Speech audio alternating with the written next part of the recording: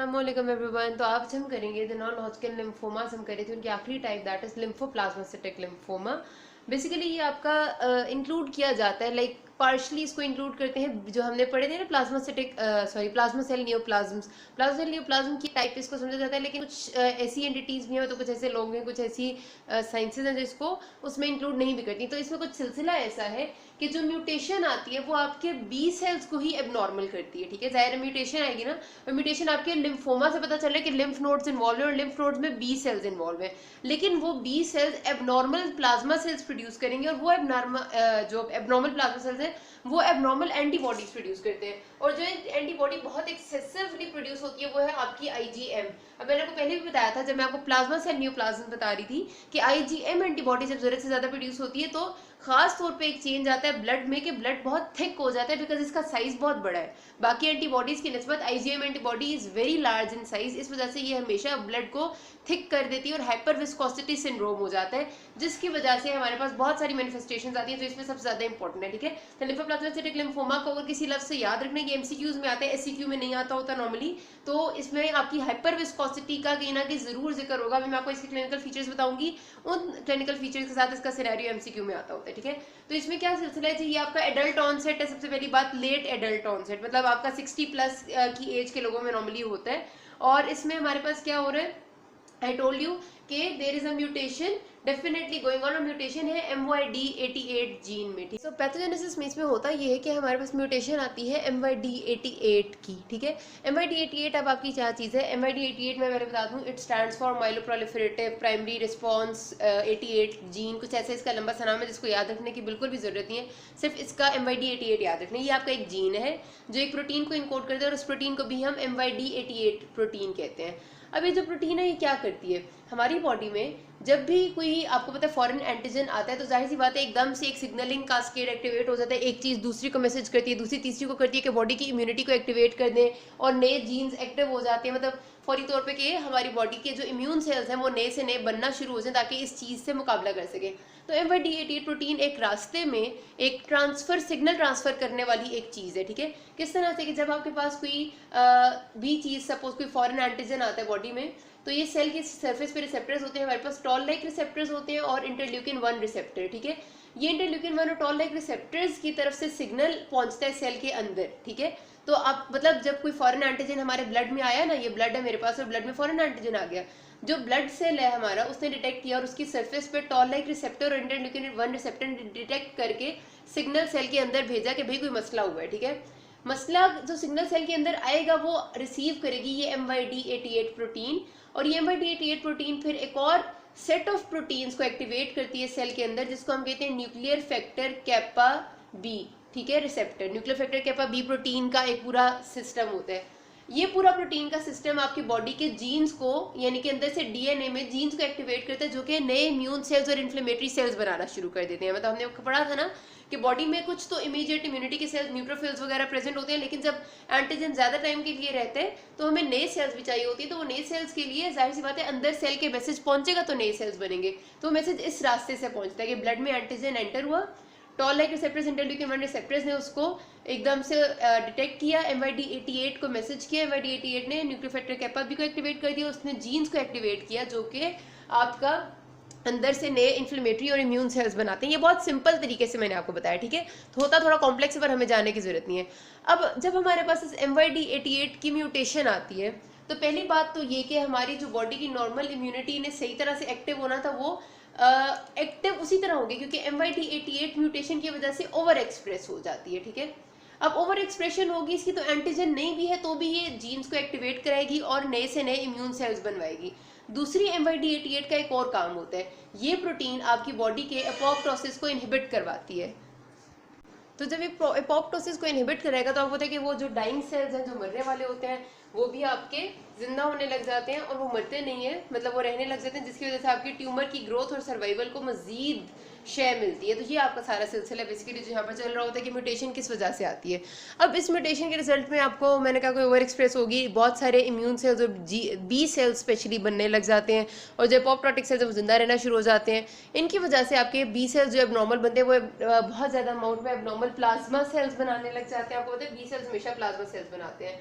और plasma cells जो है वो एंटीबॉडी बनाती है, और एंटीबॉडी जो इसमें बनती है खास तौर पे वो है आपकी आईजीएम एंटीबॉडी। ये आईजीएम ब्लड को कर देती है शदीद किस्म का हाइपर विस्कस, ठीक है। तो अभी हम उसकी जो क्लिनिकल फीचर्स है वो डिस्कस करते हैं, उससे पहले जरा मॉर्फोलॉजी को देख लेते हैं। ओके तो अब हमारे पास जो मॉर्फोलॉजी आती है वो इस तरह से कि आपके ये लिम्फोसाइट्स जो आपके लिम्फ नोड्स है उसमें भी बी सेल्स इस तरह से बनने लग जाते हैं, और आपके बोन मैरो में भी बन रहे होते हैं।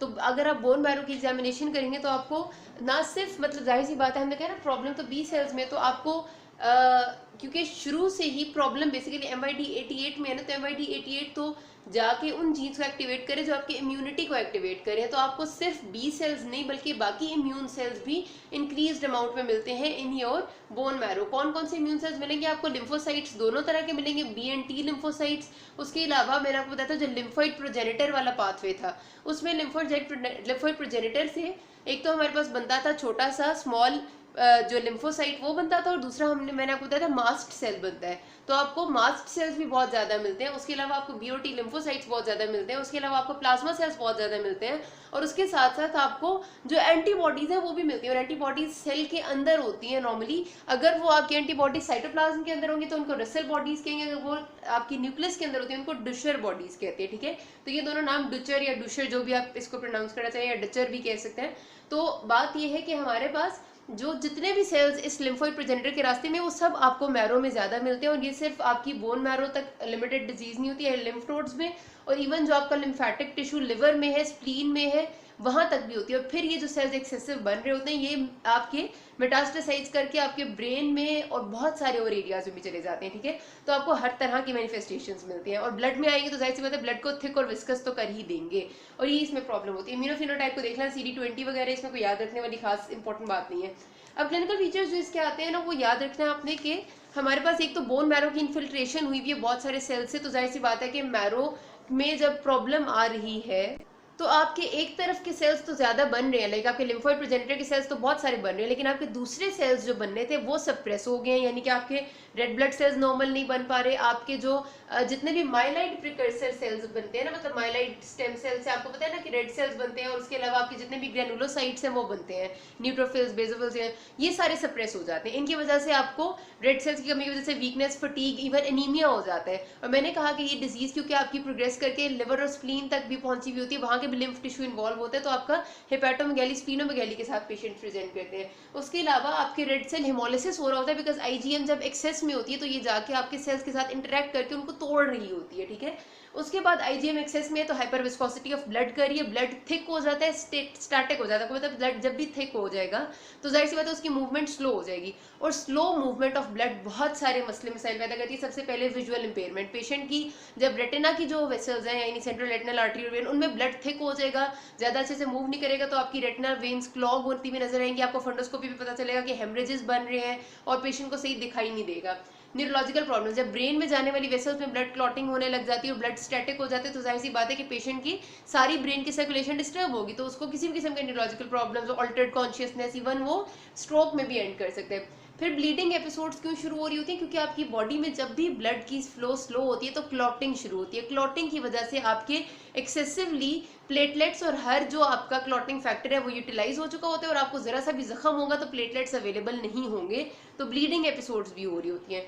एंड एंड में वी हैव क्रायोग्लोबुलिनीमिया, विच मीन्स कि आपके पास ये जो मैक्रोग्लोबुलिन्स बन रही है, यानी ये जो आपकी एंटीबॉडीज है, दीज आर कॉल्ड मैक्रोग्लोबुलिन्स, ये लार्ज साइज एंटीबॉडीज है ना, जब भी ये लो टेम्परेचर पे जाती है ना, मतलब आपके हाथों के पेरिफ्री के जो एरियाज हैं, या फिर आपके जो पाँव के एरियाज हैं, या आपकी नाक है या कान है, ये वो चीजें जो हमेशा एक्सपोज भी होती हैं, और यहाँ पर टेम्परेचर बाकी जो बॉडी है उससे कम होता है थोड़ा सा कंपैरेटिवली देखा जाए, तो आपको कहते हैं peripheries are colder than the central portion of the body, तो इस जगह पर आती है जब ये लार्ज साइज एंटीबॉडीज मैक्रोग्लोबुलिन्स, तो इनकी फ्रीजिंग होने लग जाती है, उसको हम कहते हैं क्रायोग्लोबुलिनीमिया, जो कि आपका नहीं है, वो आपने रेनॉल्ड्स फिनोमेना पढ़ा होगा ना, कुछ लोगों में होता है, हम कहते हैं उनका खून ही ऐसा है कि उनको जो है वो खून जम जाता है जरा सी भी सर्दी होती है, क्योंकि उनकी पेरिफ्रीज में जो ब्लड है उसकी नेचर इस तरह के। तो बेसिकली इस डिजीज में वो रेनॉल्ड्स फिनोमेना तो नहीं होता, लेकिन रेनॉल्ड्स फिनोमेना जैसी मैनिफेस्टेशन ये होती है कि उनको जो पेरिफ्रीज है वहां पर थिकनिंग और फ्रीजिंग ऑफ द ब्लड होने लग जाती है बिकॉज ऑफ दीज मैक्रोग्लोबुलिन्स, ठीक है। ये मैक्रोग्लोबुलिन्स हमेशा लो टेम्परेचर पे ना क्लॉटिंग करते हैं, क्लम्प्स बनाते हैं, इस वजह से ब्लड को वहीं पर फ्रीज करवा देते हैं।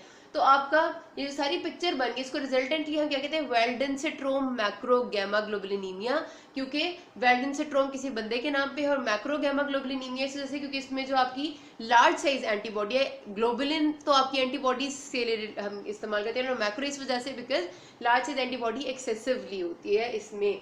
तो यहाँ पर आपकी ये डिजीज जो है वो खत्म हो जाती है। इसमें ये डिजीज वैसे तो इनक्योरेबल है, लेकिन जाहिर सी बात है हम पेशेंट को सिम्टोमेटिक ट्रीटमेंट देते हैं, क्योंकि उसकी आईजीएम बहुत ज्यादा होती है, उसकी विस्कोसिटी ऑफ ब्लड को लो करने की कोशिश की जाती है, लेकिन फिर भी कोई खास इसमें अच्छा प्रोग्नोसिस नहीं होता। बात खत्म करते हैं, किसी कोई मसला हो कि नाज़मीन, थैंक यू।